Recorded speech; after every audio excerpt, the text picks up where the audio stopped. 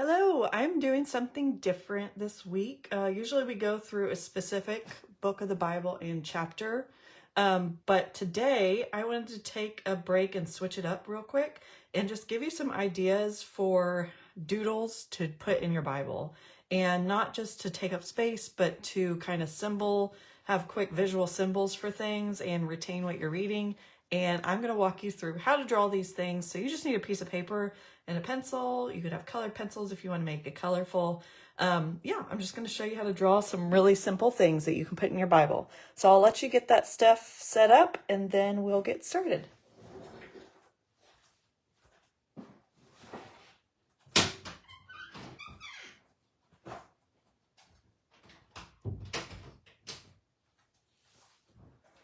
Okay. Let me make sure this is streaming. So if you have any questions or there's something you want me to draw, I'll do my best to attempt it. So let me get up the comments over here in the Facebook group. Let me look.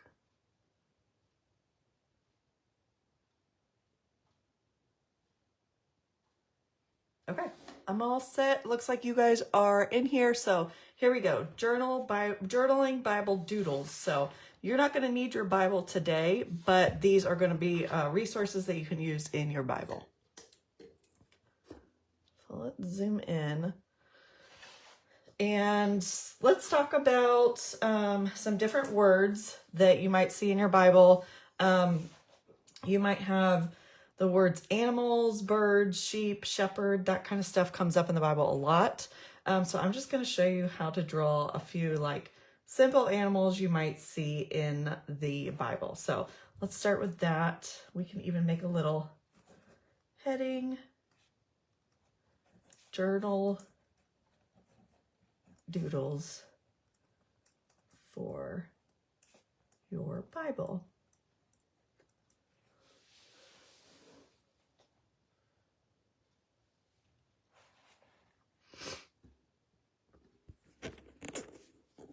Turn this thing. I draw at an angle, so let me straighten up the camera for you. Okay, animals. If you also see the word birds, sheep,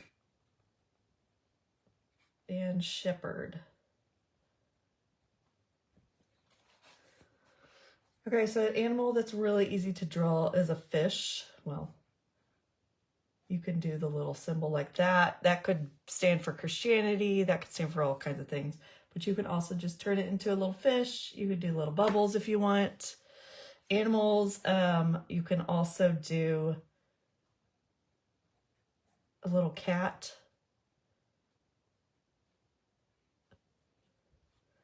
And then whiskers. Birds, you could do as simple as the little V's and the little M's.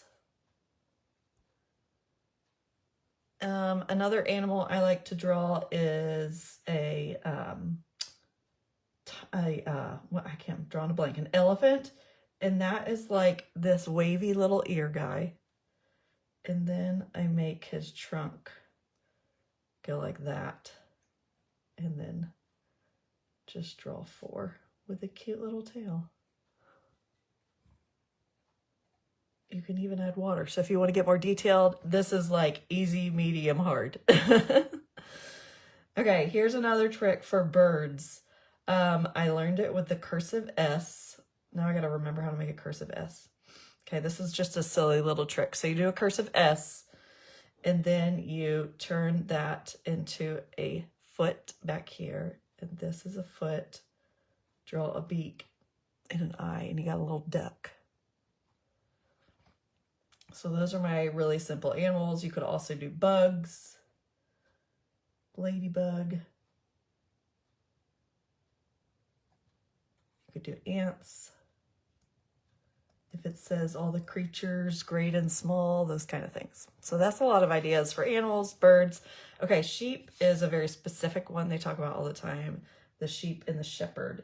And so for the shepherd, I just do one of those little shepherd hooks. Kind of looks like a candy cane, but I do that for the shepherd hook. And far as sheep, draw it like a little cloud. with a head and some ears, a little bitty tail, and some feet. So it's not exactly realistic, but it works for what we need. Okay, here's the other thing we could do is creation. If they talk about God's creation, he talks about the sun, the moon, the stars,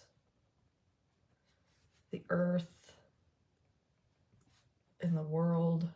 Those come up a lot. So what I draw for those is creation. I'll usually do I'll draw the earth or the world for that. So I'll just draw that down here. It's just a circle with little wavy lines.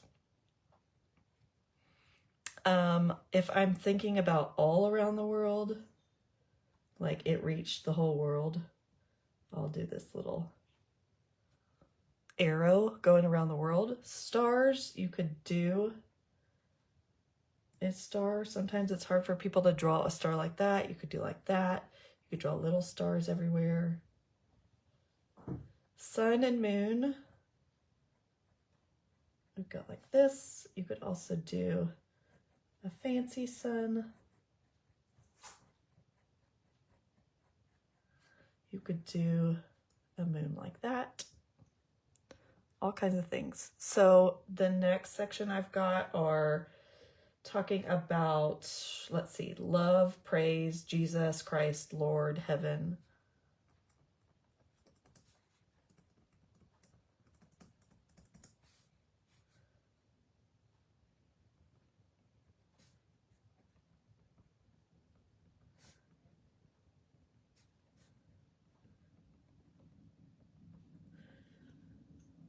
For these ones, I like, this could be love, it could be heart. It could be for praise. Sometimes I'll just do this, which I also do for heaven, is a cloud with a light beam coming out. Jesus, I'll do the cross to symbolize Jesus. I'll also do the resurrection, the stone, which is basically a circle with a little shadow and like a hill to show he was in the tomb. Okay, what else have we got? Next one is senses, talking about your senses, how you see, taste, that is good, hear, those who have ears to listen, creating music and singing with your heart and things like that. Those are all in the Bible as well. Move these away. So you might want some pictures for that. So music notes, you could do that. It's a super simple way to do a music note. You can just make it like this to do another one. And then the other way you could do it is like that. So those are some good music notes. And then as far as eyes, nose, mouth, see, feel, hear, touch. So here's the 5 senses is sight. And you could do that for an eye. You can add some eyelashes if you want. You can color in the pupil. You can color in that little spot. So you can make that as detailed as you want. A mouth, you could literally do a happy face, or you could do some lips, which just do like a lazy M, and then like that. Let's see, an ear. I usually just do this little big C, little c. And then a nose, you can do that. You can also do, my daughter likes to do it with the nostril, which looks like a little arrow to me. You could also do like for smell, you could do a flower.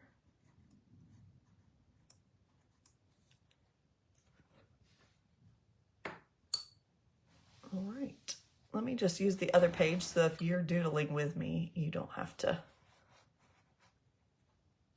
hurry up. Okay, what else we got? King, kingdom.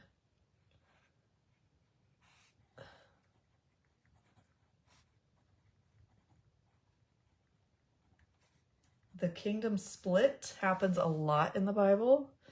Exile also happens.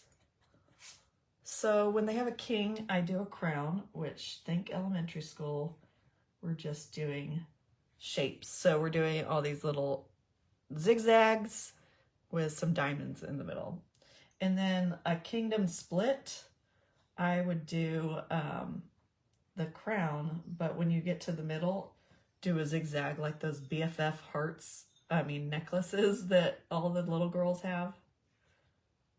Just do it like the crown broke in half. And I do that for kingdom split. And then this other thing that I use to symbolize the exile are that they were prisoners and they were taken away from their homeland. So I think of handcuffs. And I do that with a circle. And then I break it into little half, like crescents, like that. And then I do 3 circles, little circles, and then repeat that on the other side. And that is my very simple version of handcuffs for being in captivity, exile, all those words you find in the Bible everywhere. Okay, let's see. We've got fire and wrath. If they talk about hell or Satan, that gets brought up. So I'm going to do that over here.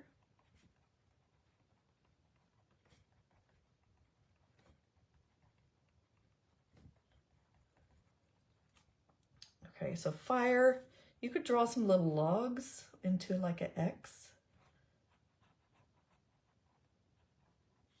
And do like a campfire, or just get rid of the logs and just do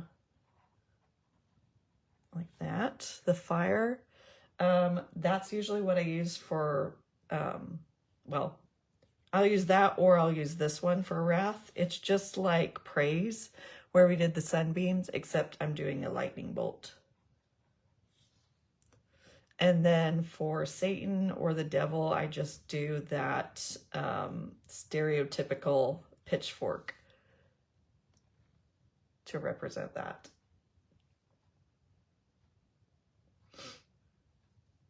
Okay, over here, I'm going to add to this list any words that are like say, speak,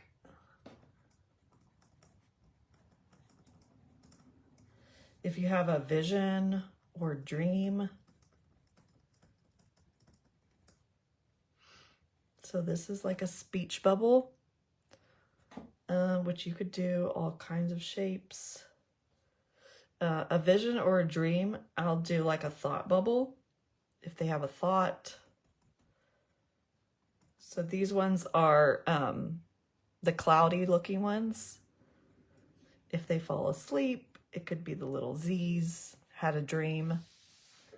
So yeah, those are good ideas for that. Let's see what else we've got. Okay, this is where I hate drawing people. And if you are intimidated by drawing people too, then I've got permission. I'm giving you permission to draw stick figures. And so let me show you some kind of hacks to having to draw people for some of this stuff. So we've got child, children, we've got people, a prophet, any of those kind of people names. So usually for a child, I'm thinking like baby. And here's what I do is I draw a little cute head, and I kind of think of Charlie Brown when I do this guy. It's a circle with a little curly Q, and I don't give him any facial expression. It's just 2 little eyeballs. And then I kind of draw this swaddled blanket. So it's like just a part of an oval. And then if you want to make it look 3-dimensional, you can do like little creases in it. And that's my cheat for drawing a baby. Okay, children, people, if you want to draw a group of people, just do a bunch of stick figure people. hanging out. This is one I use when I'm like, it's the 12 apostles or 500 people followed him around type thing. This is also good for children. If you want to draw that there are a bunch of children, you can do different hairstyles. These are kind of my go-to hairstyles, which you're going to laugh. These are hilarious. Okay, so we got the bald guy. We've got the guy with just the hair. We've got the guy with hair and a beard. And watch what I do for the beard. I just basically color all this in. It's really not complicated. And then if his beard's dark, I make his hair dark. You could make his beard really short. You could make it really long. You could have him be bald with a beard. You could have him be bald without a beard, whatever you want. Okay, then I've got girls. I start with this little hairdo, and then I always end up doing this for my girls. And you can add a little happy face or not. If it's a little kid, I just draw their head smaller. So like if this is the dad, this is the little kid. So it's the same thing, the little boy with the dad. Okay, the other thing I do is if it's like little kid, you could do like little pigtails, that kind of stuff. As far as clothes are a little more difficult, but still simple. And that's where I get specific on like specific people's names, or a prophet. If I don't want to have just like a little stick figure, I'll draw this person's head, but I'll add some clothes to it. And kind of my go-to on the clothes is this shape right here, which actually works out because they didn't really wear jeans back then. So I just make a robe for everybody, girls and guys. So I make this basic robe, and then I just add circles for their hands and their feet. And so you can do whatever you want with their hair. You could even have them wear a little hat. If you want, you could make their robe divided into like different colors to mix up what the people's outfits are. So I do those little things. And then for the women, they have head coverings. So when I draw them, I'll do her hair like that. And then I'll just make it like that. I'll just make her hair go longer. Whoops. And now it looks like a head covering. Also for things like Jesus, where we normally see him in books with like a sash or something. When I draw this little thing, all I just do is add a little sash. And draw a little beard. He needs some hair. He's got longer hair. This is a mess, but you get the idea.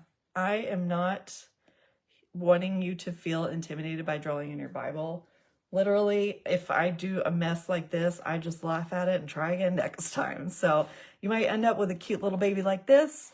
You might end up with a cute little world like this. And then you have a spastic son that you're not into. It doesn't matter. You're the only one benefiting from these notes. You're creating them for yourself to teach others or get kind of retain it for yourself. So just have fun with it. This is not an art show. So let's move on to past people. And this is another one that comes up a lot, is wandering, traveling, or the desert. The desert comes up a lot.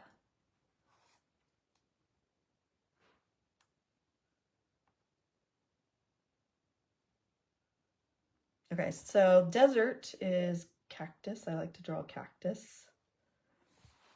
So there's a cute little cactus. You could also add little prickles to it. You could even just do those. Make it simple or as complicated as you want. And then people didn't wear probably this shoe that made this imprint, but we're used to seeing this as like a murder show or detective show looking for clues. They're following the trail. And so that's kind of what I had in mind for wandering. They're kind of like little exclamation marks, but I just do the shoe shape, the tiny heel and the big foot, and I just do them in different directions. And that's like wandering for me. The other thing, if you want it even more simple, is to just kind of do the doodle of however you want it. And it can be really short or really long for a doodle that they're wandering somewhere or they had to go on a journey. You could also draw a little suitcase if you want.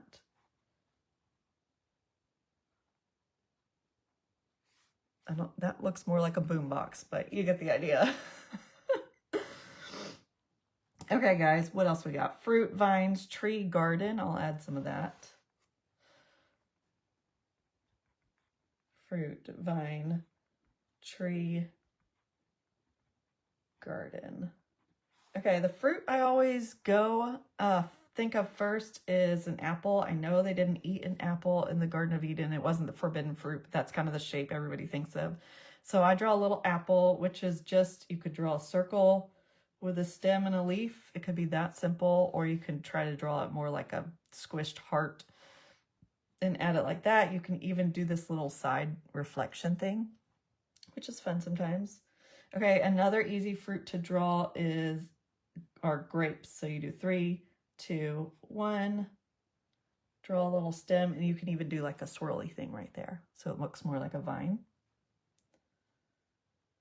Okay, trees, you can get as detailed or as simple as you want. You could do this for a tree. You could do this for a tree. You just take that shape, but you do those little swishy barks. You could do like elementary school, a little cloud looking tree. And then you can always add fruit to these trees. Okay, then we've got the vine. And I like to do just these really simple leaves. And you can line up the leaves, or you can go in between on the other side and make them uneven, or you can keep them really even. So that's a good one for vine. Let's see. We're running out of space.